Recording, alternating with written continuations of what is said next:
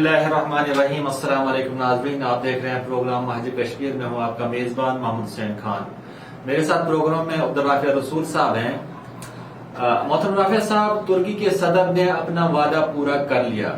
आया सोफिया पर 86 साल बाद अल्लाह अकबर की सदाएं बुलंद हुई। क्या तुर्की को खिलाफत उस्मानिया का जानशीन मिल चुका है? बिस्मिल्लाहिर्रहमानिर्रहीम। अज़ाइम को सीनों में बेदार कर दे, निगाहे मुसलमान को तलवार कर दे। यकीनन आपका सवाल बड़ा अहमियत का हामिल है। रसूलुल्लाह सल्लल्लाहु अलैहि वसल्लम ने इरशाद फरमाया, जो कस्तंतुनिया को फतह करे उसके लिए आप सल्लल्लाहु अलैहि वसल्लम ने बशारत फरमाई जन्नत की। दौर सहाबा से ही कस्तंतुनिया फतह करने की कोशिशें हुई हैं, बहुत सारी कोशिशें हुई है, जिनमें हजरत अबा अयूब अंसारी रदी अल्लाह तआला अन्हु, जिनके यहाँ रसूलुल्लाह सल्लल्लाहु अलैहि वसल्लम हिजरत के बाद ठहरे और जो रसूलुल्लाह सल्लल्लाहु अलैहि वसल्लम के मेज़बान बने रहे और वो सादत उनके नसीब में आई, वो भी हालांकि वो अलील थे, इस बशारत को सुनने के बाद वो भी कस्तंतुनिया फतह करने की एक मुहिम में शामिल रहे। हालांकि उन्हें मना किया गया था उनकी सेहत के एतबार से, लेकिन चूंकि जन्नत की बशारत थी और आप सल्लल्लाहु अलैहि वसल्लम की दी हुई बशारत थी, तो हजरत अबा अयूब अंसारी रज़ियल्लाहु तआला अन्हु वहां पहुंच के वफात पा गए और उनकी कब्र जो है वो आज के इस्तांबुल में है और साबिक कस्तंतुनिया में है। कहने का मकसद यह है कि दौर सहाबा में बड़ी कोशिशें हुई हैं कि कस्तंतुनिया फतह हो जाए, लेकिन फतह न हुआ।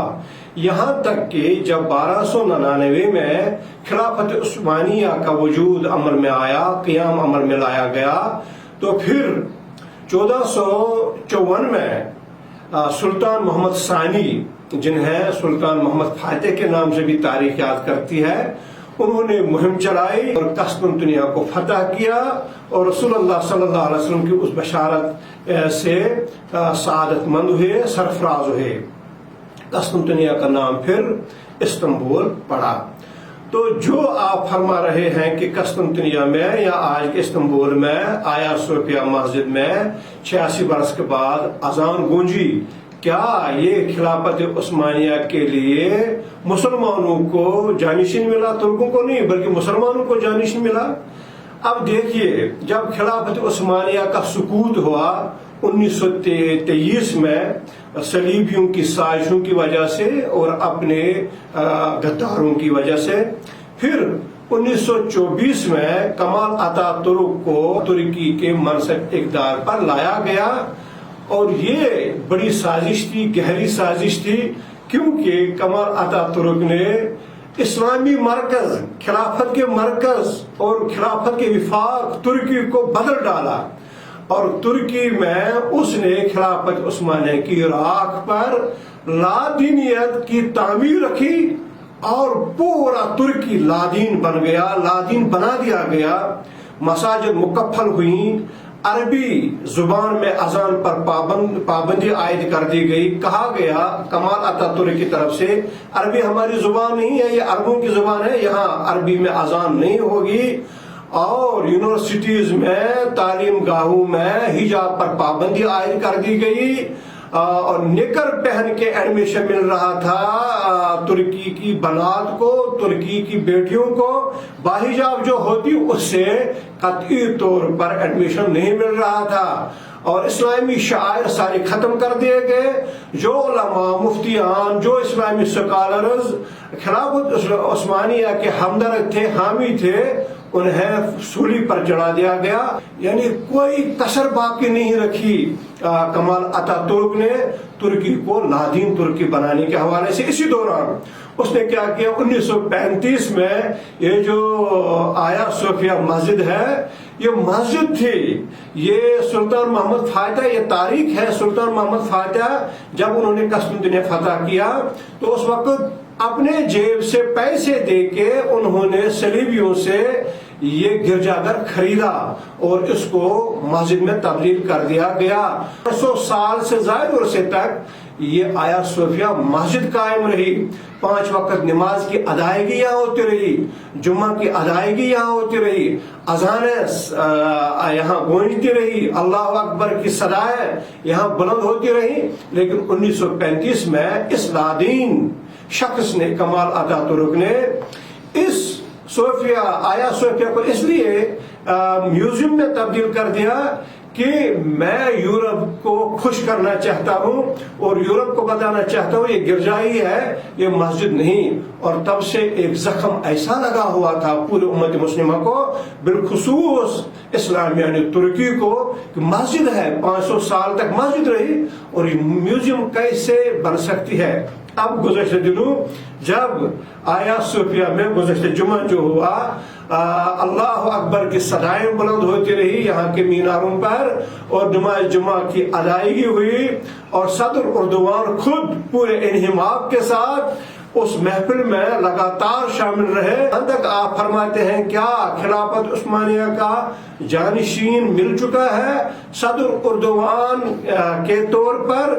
میں سمجھتا ہوں اگرچہ یہ کہنا بڑا مشکل ہے خلافت عثمانیہ کا جانشین اگر ہم کہیں گے صدر اردوان کو، لیکن میں یہ ضرور کہوں گا کہ آغاز ہو چکا ہے، اور آغاز بہترین ہو چکا ہے، آغاز خوبصورت ہو چکا ہے۔ لہذا جہاں بہت زیادہ مشکلات ہیں درپیش، کٹھن مراحل ہیں درپیش، اور بڑی رکاوٹیں ہیں درپیش صدر اردوان کو اور خلافت عثمانیہ کی عظمت رفتہ بحال کرے، رکاوٹیں ہیں، وقت لگے گا، لیکن ممکن ہے یہ، اور آغاز ہو چکا ہے۔ ترک حکمران جتنے بھی گزرے ہیں، خصوصاً خلافت عثمانیہ میں، یہ عظیم ترین شخصیات کی ایک کہکشاں ہمیں نظر آ رہی ہے، اور یہ بڑے بہادر، بڑے جری، بڑے دلیر حکمران ثابت ہوئے ہیں۔ اصل میں قائد وہی ہوتا ہے جو بھیجا تنقید کو، جو ایسی تنقید کو جو جس پر کوئی دلیل نہ ہو، جسے کوئی وزن نہ ہو، اس تنقید کو مسترد کرے۔ یہ قائد کا شیوا ہوتا ہے، اصل قائد کا شیوا ہوتا ہے، یہ اصل قائد کی شان یہاں سے نکھر کر سامنے آتی ہے۔ لیکن آپ دیکھیں آیا صوفیہ مسجد میں جب اذان گونجی تو ہمارے جذبات کیا تھے، اور پورے عالم اسلام کے جذبات کیا تھے۔ مسلمان جہاں کہیں رہ رہا ہو چار دانگ عالم، اس کے جذبات کو مہمیز ملی۔ اور اس سے قبل جو ڈرامہ سیریل صدر اردوان نے چلایا ارطغرل، وہ دیکھ لیں، اس سے بھی نوجوانان ملت، اس سے بھی مسلمانوں کے نوجوانوں کے جذبات کو مہمیز ملی۔ انہیں یاد آیا اپنا زمانہ کہ ہم کل کیا تھے اور ہمیں آج کیا بنا دیا گیا۔ انہیں اپنا ماضی، شاندار ماضی، درخشندہ ماضی انہیں یاد دلایا گیا، وہ بھی ترکی نے ہی دلایا، وہ بھی صدر اردوان نے ہی دلایا۔ اچھا، اگر ہم دیکھتے ہیں اس فیصلے کے بعد، بلکہ اس سے پہلے بھی امریکہ اور بعض یورپی ممالک نے اس فیصلے کو تنقید کا نشانہ بنایا، بلکہ انہوں نے اس کو باضابطہ طور پہ بہت شدت سے اس چیز کو اٹھایا ہے۔ لیکن بدقسمتی یہ ہے کہ ان ممالک کو قرطبہ اور گرناطہ کی تاریخی مساجد نظر نہیں آ رہی ہیں جن کو گرجا گھروں میں تبدیل کیا گیا۔ آپ اس حوالے سے کیا کہیں گے؟ اچھا، آپ دیکھیں، آپ ان سے سوال کریں امریکہ سے یورپ تک، اور حتیٰ کہ یورپ سے انڈیا تک، انڈیا نے بھی اس کی مخالفت کر دی، امریکہ اور یورپ تو وہ کرتے ہی رہے ہیں۔ اچھا، آپ امریکہ اور یورپ سے پوچھیں، اسپین جو ہے، اس اسپین میں ہماری مسجدیں جو ہیں وہ ساری مسمار کر دی گئی۔ کیوں کر دی گئی؟ ہمارے مسلمانوں کا قتل عام کیا گیا۔ کیوں کیا گیا؟ ہماری مسجد قرطبہ جس کا آپ نے تذکرہ کیا، اس کو گرجے میں تبدیل کیا گیا۔ کیوں کیا گیا؟ اتنا ہی نہیں، امریکہ اور یورپ کے اتحاد نے گزشتہ کئی برسوں سے افغانستان سے عراق تک اور پھر فلسطین تک بے شمار بے حد و حساب مساجد کو گرایا، ان پر کارپیٹ بمباری کر دی، انہیں شہید کر دیا گیا۔ کس منہ سے امریکہ اور یورپ یہ کہے گا کہ ہمیں اس پر اعتراض ہے؟ کس منہ سے بھارت اور مودی کہے گا مجھے اس پر اعتراض ہے، جبکہ 500 سالہ بابری مسجد کو اس نے مندر میں تبدیل کر دیا؟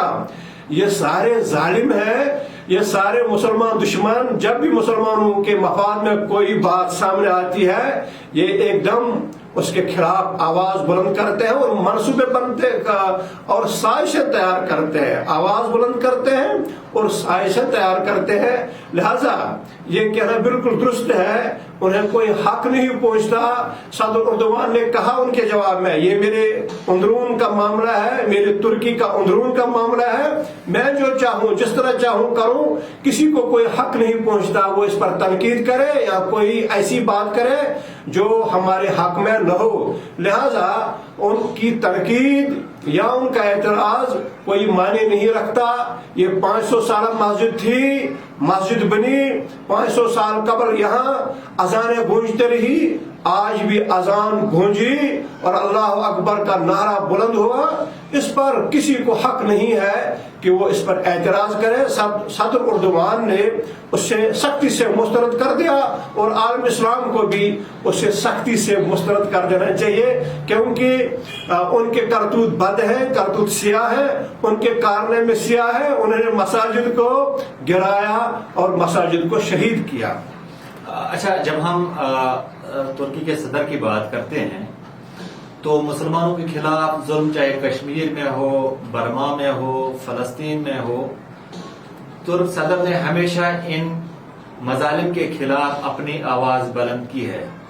اس حوالے سے آپ کیا کہیں گے؟ عالم اسلام صدر اردوان کو ہی اپنا قائد، اپنا لیڈر، بلکہ اپنا رہبر سمجھتا ہے۔